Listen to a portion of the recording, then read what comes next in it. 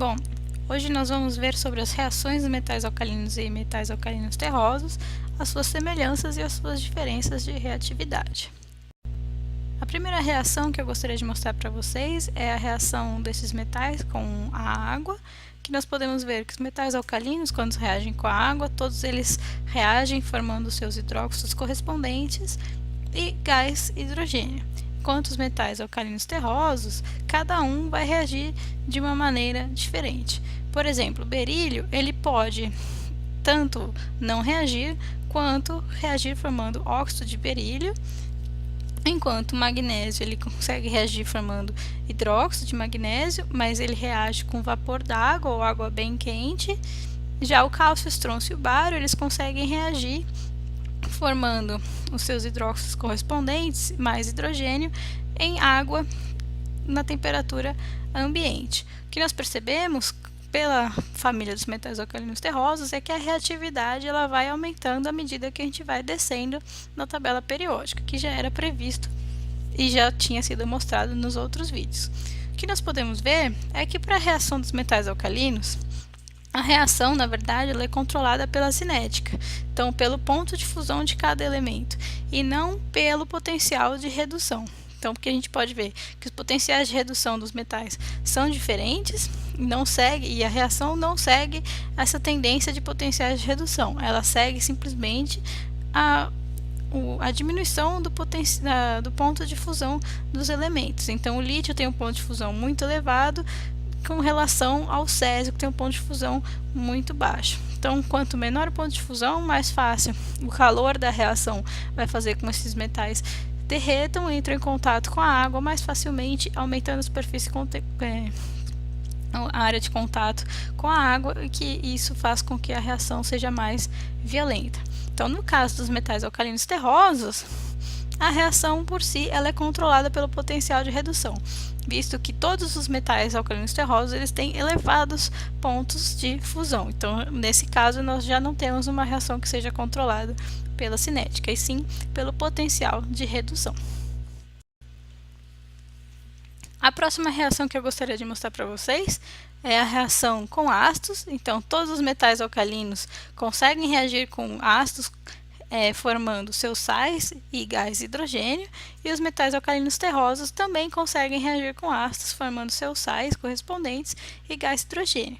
Uma coisa que é muito importante vocês lembrarem na hora que vocês estão trabalhando com esses metais e descrevendo as reações que estão ocorrendo, é ver se tem óxidos na superfície desses metais. Por exemplo, se nós estamos trabalhando com o magnésio e nós observamos que ele tem uma superfície meio escura ou meio esbranquiçada, ele provavelmente está capeado por óxido na sua superfície. Então, o que nós temos que fazer? Na hora que a gente reagir com ácido, ele vai formar o sal do magnésio mais água. Então, nesse caso, ele não vai formar hidrogênio. Quando vocês observarem que começar a formar hidrogênio, na verdade, que já vai estar reagindo, vai ser o magnésio exposto que estará reagindo. Então, nesse caso, aí sim nós teremos a reação que está descrita do lado direito do slide. Tudo bem? Então, não esqueçam que nós temos várias reações que podem ocorrer simultaneamente numa reação com ácidos, por exemplo. Com relação às bases, os metais alcalinos e os alcalinos terrosos não reagem com as bases. A única exceção é o berílio, que nós já tínhamos visto que ele é a ovelha negra da família, dos metais alcalinos terrosos, então ele consegue reagir com a base, formando gás hidrogênio. Para uma espécie que consegue reagir tanto com ácidos quanto com bases, a gente dá o nome de anfótero. Então, o berílio, como ele consegue reagir com ácidos e com bases, ele é uma espécie anfótera. Já os metais alcalinos e o restante dos outros metais alcalinos terrosos, como eles só reagem com ácidos, eles são considerados compostos básicos. Com relação à reação desses metais com oxigênio, nós temos que ter muito cuidado com o que a gente está descrevendo. Então, os metais alcalinos, eles têm a formação tanto de monóxidos, quanto de peróxidos, quanto de superóxidos. Então, vamos observar isso. Então, o lítio ele consegue reagir com oxigênio e ele vai formar o seu monóxido. O sódio em menor extensão também consegue formar o monóxido. Já o sódio, ele prefere formar o peróxido, enquanto o lítio ele forma o peróxido, mas em menor extensão. Os outros metais que são maiores, que são potássio, rubídio e césio, eles preferem formar superóxidos. Já os metais alcalinos terrosos, a maioria deles prefere estar na forma de óxidos normais. Enquanto o bário, que é o maior de todos, ele vai ser o único que seja capaz de formar peróxido quando a gente trabalha com excesso de oxigênio. E por que a gente tem essas variações de óxidos sendo formados? Justamente devido àquilo que eu tinha mostrado para vocês durante as aulas de metais alcalinos e alcalinos terrosos, a razão carga-raio. Então imagina que a gente tenha um lítio com um peróxido. O lítio ele tem uma carga 1+, concentrada num raio de 90 picômetros, enquanto o peróxido ele tem a carga 2- em um raio de 173 picômetros. Essa característica mole dos peróxidos faz com que ele consiga ser facilmente polarizado pelos metais que estejam ao seu redor. Então o lítio, como ele tem essa carga concentrada, ele acaba conseguindo puxar a densidade eletrônica do peróxido na sua direção. Isso faz com que ele quebre a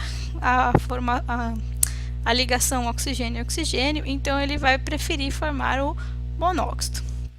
Então, à medida que a gente aumenta a basicidade do metal, ou seja, a gente aumenta o tamanho desse metal, então, por exemplo, no potássio, que tem um raio de 116 picômetros, essa carga de 1+, ela já está mais distribuída, então ela não consegue puxar tanto a densidade do peróxido. Então, dessa forma, a gente consegue estabilizar melhor a formação de peróxidos e superóxidos quando a gente tem cátions que são grandes e de pouca carga. Por isso que os metais alcalinos terrosos que têm uma carga maior, 2+, eles não conseguem formar superóxidos. O bário, como ele é o maior de todos, ele só vai conseguir formar peróxido.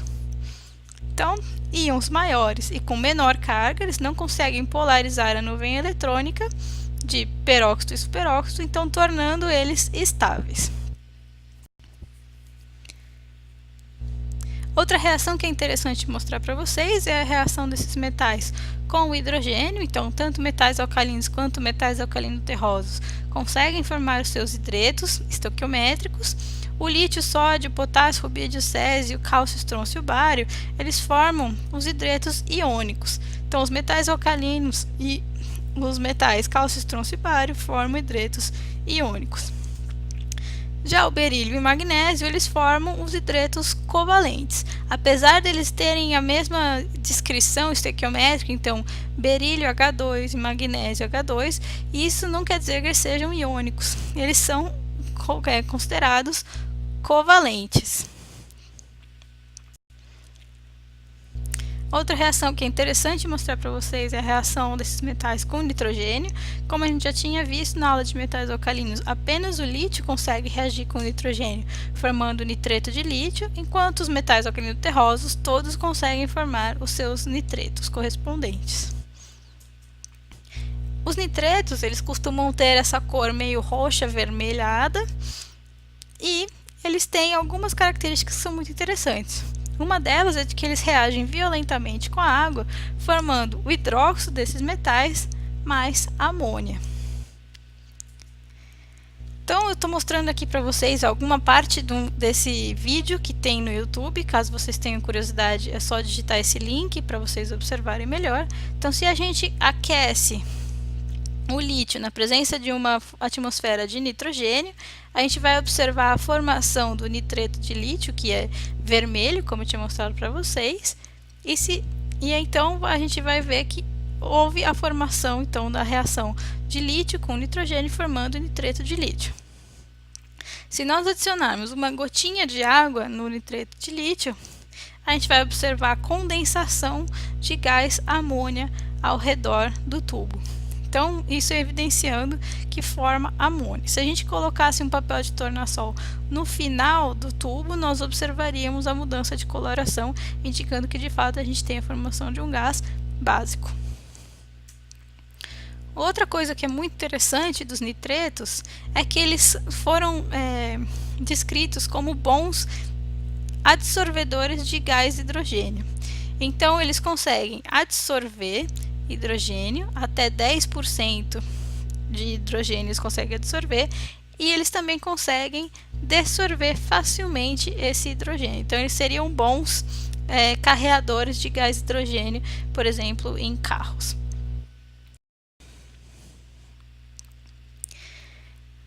Outras reações que nós podemos dizer é que todos os metais alcalinos e alcalinos terrosos conseguem reagir com fósforo para formar os seus fosfetos correspondentes, com enxofre para formar os seus sulfetos, com selênio para formar os selenetos, com telúrio para formar os teluretos e com os halogênios para formar os seus haletos correspondentes. Uma classe de compostos que é muito interessante mostrar para vocês são os carbetos, em que a gente tem essa estrutura que está mostrada na esquerda para vocês. Então, é um carbono com uma tripla ligação com outro carbono com carga 2-. Então, os carbetos eles são formados a partir da reação do metal com carvão, formando então os carbetos. E o carbeto que é mais interessante, o mais conhecido de todos, é o carbeto de cálcio, que na reação com água ele libera acetileno e hidróxido de cálcio. E na reação com nitrogênio ele consegue formar um ciano de carbeto. Essas reações elas foram muito utilizadas para formar lâmpadas. Então, à medida que a gente vai gotejando água, esse acetileno vai sendo formado, e o acetileno é inflamável, e eles conseguiam fazer então lâmpadas de carbetos. E eles também são muito utilizados para fazer o amadurecimento artificial de frutas. Então, o acetileno é um gás muito utilizado para amadurecer as frutas. Então, a gente utiliza carbeto de cálcio, adiciona água, forma-se acetileno, e esse acetileno vai então amadurecer as frutas que nós costumamos comer no supermercado. Então, por hoje é só. No próximo vídeo nós vamos ver a família do boro e vamos ver como que nós fazemos uma chama verde. Até mais!